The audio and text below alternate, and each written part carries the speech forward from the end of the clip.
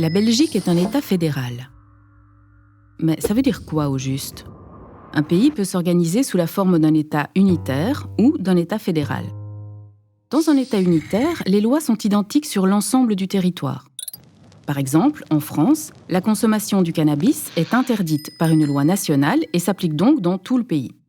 Dans un État fédéral, chaque entité fédérée peut voter ses lois sur des matières pour lesquelles elle dispose d'autonomie. Par exemple, aux États-Unis, certains États fédérés, comme la Californie, autorisent la consommation récréative de cannabis, alors que d'autres, comme le Texas, l'interdisent.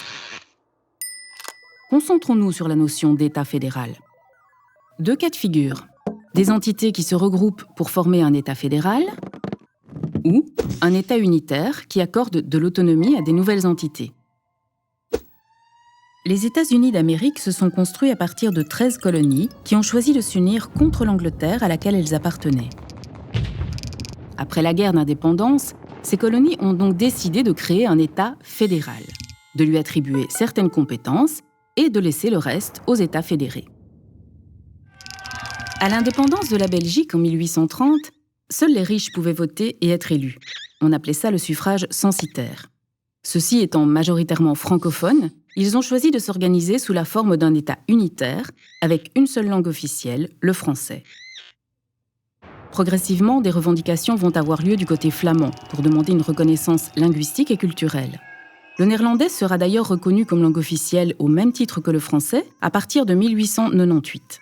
Il faudra cependant attendre 1967 pour que la Constitution soit entièrement traduite et qu'il y ait équivalence des textes français et néerlandais. Petit à petit, ces revendications vont porter sur une demande d'autonomie culturelle plus importante de la part des Flamands. Au cours du XIXe siècle, la Flandre reste plus agricole, alors que la Wallonie s'industrialise et devient le principal moteur économique du pays. Le déclin de l'industrie minière wallonne dans la seconde partie du XXe siècle et l'essor de nouveaux types d'industries en Flandre vont inverser la tendance. Les Flamands, devenus majoritaires dans la population et au Parlement, obtiennent sans difficulté la réorientation des investissements de l'État vers leur territoire. Ceci pousse les Wallons à demander plus d'autonomie économique afin de tenter de remédier à leur déclin industriel. Cette double demande d'autonomie culturelle et économique va mener à la construction progressive du fédéralisme belge. À l'inverse des États-Unis, où les colonies se sont regroupées pour s'unir dans un État fédéral, la Belgique est d'abord un État unitaire, qui va ensuite accorder de l'autonomie à des entités fédérées. En 1993, elle devient officiellement un État fédéral composé de 6 entités fédérées, 3 régions et 3 communautés. Ces entités fédérées ont d'emblée reçu des compétences très différentes. La langue et la culture pour les communautés, l'économie et un ensemble de domaines comme l'aménagement du territoire, les richesses naturelles, les travaux publics pour les régions. Les premières avaient pour base les personnes, les secondes des territoires. Le fédéralisme belge est relativement complexe. Il a fallu tenir compte d'une part que Bruxelles était une ville bilingue majoritairement francophone en territoire flamand, et que d'autre part, la Wallonie comptait quelques communes germanophones. En effet, la communauté française exerce ses compétences sur le territoire de la région de Bruxelles-Capitale et sur celui de la région wallonne, à l'exception des communes germanophones. La communauté flamande exerce ses siennes sur la région flamande et sur la région de Bruxelles-Capitale. Quant à la communauté germanophone, son territoire coïncide avec celui des communes germanophones à l'est de la région wallonne. Les régions ont pour leur part un territoire qui est défini dans la Constitution à partir des provinces. La région wallonne exerce ses compétences sur le territoire des 5 provinces wallonnes. La région flamande correspond aux 5 provinces flamandes. Quant à la région de Bruxelles-Capitale, elle regroupe les 19 communes bruxelloises.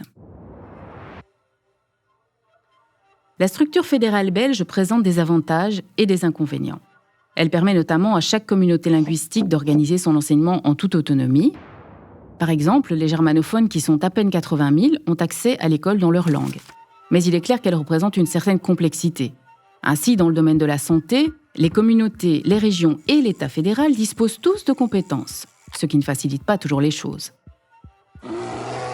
Autre exemple, les 3 régions et l'État fédéral ont tous un ministre compétent en matière d'environnement.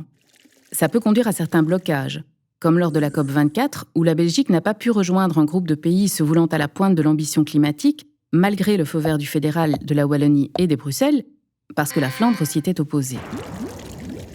La Belgique est passée en moins de 200 ans, de manière relativement pacifique, d'un État unitaire à un État fédéral. Le fédéralisme reste un moyen plutôt pas mal pour faire coexister des aspirations souvent différentes des Flamands, des Wallons, des germanophones, qui sont aussi des Wallons, et des Bruxellois, qui peuvent être francophones ou néerlandophones.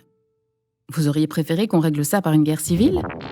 Mais est-ce que ça ne vaudrait pas la peine de s'interroger sur l'avenir du fédéralisme à la belge ?